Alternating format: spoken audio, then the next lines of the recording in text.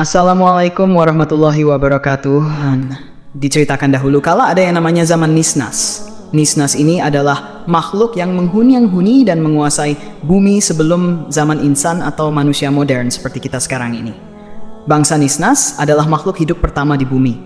Mereka hidup satu masa dengan jin dan musnah jauh sebelum Nabi Adam alaihissalam diturunkan ke bumi. Sebelum kita mulai, alangkah baiknya jika para pemirsa sekalian bantu support channel ini dengan cara like, comment, dan subscribe. Semoga semuanya dimudahkan rezekinya. Amin, amin ya Rabbal Alamin. Bangsa Nisnas hidup jauh di utara bumi, dekat dengan wilayah kutub utara. Salah satu kota tempat peninggalan bangsa Nisnas ini adalah di Spitsbergen. Di kota inilah banyak terdapat peninggalan dari bangsa yang telah musnah ini, seperti lukisan-lukisan manusia bersayap ataupun makhluk setengah hewan. Mungkin pada zaman tersebut makhluk-makhluk setengah hewan memang eksis di bumi ini. Bahkan mungkin setelah bangsa ini musnah, sisa-sisa dari mereka yang bertahan dianggap sebagai dewa oleh manusia. Tak heran jika di berbagai penjuru dunia kita dapat menemukan berbagai artefak atau lukisan manusia setengah binatang. Bahkan di Indonesia sendiri terdapat artefak manusia setengah binatang seperti manusia Garuda. Contohnya ada di salah satu candi yang berbentuk badan manusia dengan sayap dan memiliki kepala seperti burung elang. Hal ini mirip juga dengan yang ada di Mesir dalam lukisan yang terdapat di dalam piramida. Lukisan keduanya relatif sama, digambarkan sebagai sosok makhluk berbadan manusia berkepala burung. Entah itu hanya sekedar mitologi atau dahulunya memang kenyataan. Banyak legenda yang menyebut adanya gambaran manusia setengah hewan. Misalnya, cerita tentang manusia dengan badan manusia tetapi berkepala anjing, yang dalam masyarakat Jawa disebut dengan Aul, atau kisah Anubis dalam kepercayaan Mesir kuno. Kembali ke peninggalan bangsa Nisnas di Spitsbergen. Kota ini terletak dekat sekali dengan lingkar kutub. Di sana, matahari hanya bersinar sekitar setengah bulan saja dalam 1 tahun, sehingga selebihnya gelap gulita. Kegelapan tersebut hanya diterangi oleh aurora borealis. Banyak sekali peninggalan masa lalu yang tidak terlacak di sana. Peninggalan-peninggalan masa lalu sebelum manusia menguasai bumi. Bangsa Nisnas adalah bangsa yang sangat maju. Mereka diberikan kemampuan yang luar biasa. Salah satu kelebihan mereka yang sangat hebat adalah kemampuan telepati. Teknologi mereka sangat maju, dan peradaban mereka telah membangun kota-kota yang sangat megah dengan segala teknologi canggih dan tata kota yang sempurna. Bangsa Nisnas memiliki postur yang jauh lebih tinggi dari manusia saat ini. Tak heran, kuil-kuil dan bangunan yang dibangun oleh mereka ukurannya begitu besar dan megah. Ras mereka terbagi menjadi beberapa jenis. Ada yang sangat mirip dengan manusia namun memiliki sayap. Ada yang berbadan manusia berkepala binatang ataupun sebaliknya. Karena kecongkakan, ego, dan nafsu mereka saling berperang antar sesamanya hingga akhirnya bangsa ini dihancurkan oleh pasukan langit yang dipimpin oleh Azazil. Azazil adalah nama makhluk terkutuk yang setelahnya diubah menjadi nama iblis. Pasukan Azazil juga diperkuat dengan yang mereka sebut sebagai Phoenix atau burung-burung api yang berasal dari neraka. Hampir semuanya musnah dalam pertempuran tersebut. Yang tersisa hanya sedikit dari mereka dan peninggalan mereka pun hanya diketahui oleh orang-orang tertentu saja. Selain di Spitsbergen, peninggalan mereka juga ada di Swedia dan di suatu kawasan di Asia. Namun ada juga yang selamat dari serangan tersebut dan melarikan diri. Mereka kemudian menyebar untuk membentuk koloni dan membangun peradaban kembali. Sebagian dari mereka yang berwujud manusia setengah ikan melarikan diri ke palung-palung laut yang dalam. Mereka inilah yang sering kita dengar sebagai putri atau putra duyung. Al-Quran menjelaskan tentang makhluk sebelum manusia adalah bangsa jin. Dan kami telah menciptakan jin sebelum Adam dari api yang sangat panas. Manusia tidak diciptakan di bumi, tetapi diturunkan ke bumi serta ditunjuk dan diangkat oleh Allah Subhanahu wa Ta'ala sebagai khalifah atau pengganti di muka bumi. Sebagai makhluk pengganti, tentunya ada makhluk lain yang diganti. Dengan kalian, Nabi Adam pun ketulah bermami. Tetapi ia adalah manusia pertama, pengganti makhluk yang telah membuat kerusakan dan menumpahkan darah di bumi pada saat bumi berumur 8.000 tahun. Di bumi saat itu sudah terdapat banyak biji sawi yang putih. Kemudian Allah Subhanahu wa Ta'ala menciptakan seekor unggas yang diberi nama Tabirun Nasar. Allah Subhanahu wa Ta'ala berfirman, Hai unggas Tabirun Nasar, makanlah biji sawi ini. Apabila habis biji sawi itu, engkau akan aku matikan. Sang unggas pun memakan biji-bijian itu, namun cara memakannya diatur. Pertama, sehari 1 biji yang dimakan. Setelah semakin berkurang, maka kini dimakannya hanya 1 biji dalam sebulan. Biji sawi itu semakin berkurang saja. Oleh karena begitu takutnya terhadap kematian, sang unggas memakan 1 biji dalam 1 tahun. Namun akhirnya tetap habislah biji-biji sawi itu. Tabirun Nasar pun akhirnya mati. Setelah kematian tersebut, Allah Subhanahu wa Ta'ala menciptakan makhluk lain sebagai penghuni bumi, yaitu 70 orang laki-laki. Namun tidak semuanya langsung diciptakan, melainkan satu persatu. Allah Subhanahu wa Ta'ala menciptakannya. Apabila seseorang meninggal, maka langsung diciptakan yang lain. Masing-masing dari mereka berumur 70.000 tahun. Konon, setahun pada masa itu sama dengan 1000 tahun pada masa sekarang. Tatkala telah mati 70 lelaki itu, kemudian Allah Subhanahu wa Ta'ala menciptakan jin. Dia menciptakan jin dari nyala api, sebagaimana dalam Al-Quran surah Ar-Rahman ayat ke-15. Sebagian dari jin-jin itu ada yang berkaki 4, berkaki 2, dan terbang. Kemudian Allah Subhanahu wa Ta'ala mengutus seseorang yang bernama Yusuf untuk memberikan pengajaran ilmu dan syariat agama. Namun, jin-jin itu banyak yang mendustakan ajaran-ajaran tersebut, yang menyebabkan Allah Subhanahu wa Ta'ala mematikan semuanya. Penghuni bumi berikutnya adalah suatu makhluk yang berpasangan. Penampakannya seperti binatang yang keluar dari dalam neraka. Binatang itu pun beranak dan anaknya dinamakan Azazil. Setelah cukup besar, Azazil mulai melakukan peribadatan kepada Allah selama 1000 tahun.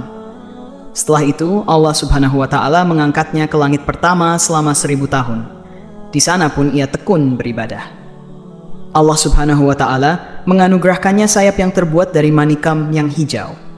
Dengan izinnya, maka terbanglah ia ke langit kedua. 1000 tahun lamanya pula ia beribadah. Demikianlah, pada tiap-tiap lapisan langit, ia beribadah selama 1000 tahun lamanya, hingga ke lapisan langit ke-7. Sementara itu, di bumi saat itu sudah ada penghuni lainnya, yaitu bangsa jin yang bernama Jannah. Mereka hidup selama 70.000 tahun hingga lahir anak cucunya. Kata ahli tafsir lain, mereka hidup selama 18.000 tahun mendiami bumi, yang kemudian menjadi sombong dan kufur. Allah Subhanahu wa Ta'ala pun mematikan Jannah. Sebagai gantinya adalah yang bernama Banunal Jannah. Ia mendiami bumi selama 18.000 tahun lamanya. Ia juga dimatikan oleh Allah Subhanahu wa Ta'ala. Sementara itu, di atas langit sana, Azazil bersama para malaikat masih khusyuk beribadah. Azazil menjadi pemimpin para malaikat selama 70.000 tahun lamanya dalam beribadah. Hingga pada suatu waktu, Azazil mengajukan suatu permohonan kepada Allah Subhanahu wa Ta'ala. Katanya, "Ya Tuhanku, 7.000 tahun sudah hambamu ini berbuat kebaikan kepadamu dalam 7 lapis langit ini. Jikalau diizinkan olehmu, hamba mohon hendak turun ke langit ke-6 berbuat kebaikan kepadamu." Allah Subhanahu wa Ta'ala berfirman, "Pergilah engkau." Turunlah Azazil dengan 700 malaikat penggiringnya ke langit ke-6. Setelah merasa cukup, ia pun memohon izin lagi kepada Allah Subhanahu wa Ta'ala agar diturunkan ke langit ke-5. Di langit ke-5 pun ia memohon diturunkan ke langit yang di bawahnya, dan demikian seterusnya hingga sampailah mereka di langit dunia. Di langit dunia, Azazil mengajukan suatu permohonan pula. "Ya Tuhanku, hambamu memohon kepadamu hendak turun ke muka bumi bersama para malaikat, bahwasanya hambamu hendak berbuat kebaikan ke hadiratmu di muka bumi itu. Ya Tuhanku, betapa Banunal Jannah telah banyak berbuat kerusakan di muka bumi. Anugerahkanlah atas hambamu ini bersama para malaikat untuk berbuat kebaikan ke hadiratmu di muka bumi itu." Allah Subhanahu wa Ta'ala pun mengabulkan permohonan Azazil itu. Diturunkanlah ia bersama 700 malaikat yang menggiringnya untuk beribadah di bumi, setelah sebelumnya Banunal Jannah dimatikan karena banyak berbuat kerusakan. Memasuki 8.000 tahun waktu peribadatan, Azazil mengungkapkan hatinya bahwa di muka bumi inilah ia begitu betahnya dan tidak ada tempat lain yang membuatnya demikian betah. Ia memohon agar selamanya ia berada di muka bumi untuk berbakti kepada Allah Subhanahu wa Ta'ala. Akan tetapi, Allah Subhanahu wa Ta'ala berkehendak lain dan menurunkan suatu keterangan kepada Azazil. "Ingatlah ketika Tuhanmu berfirman kepada para malaikat, sesungguhnya aku hendak menjadikan khalifah di muka bumi."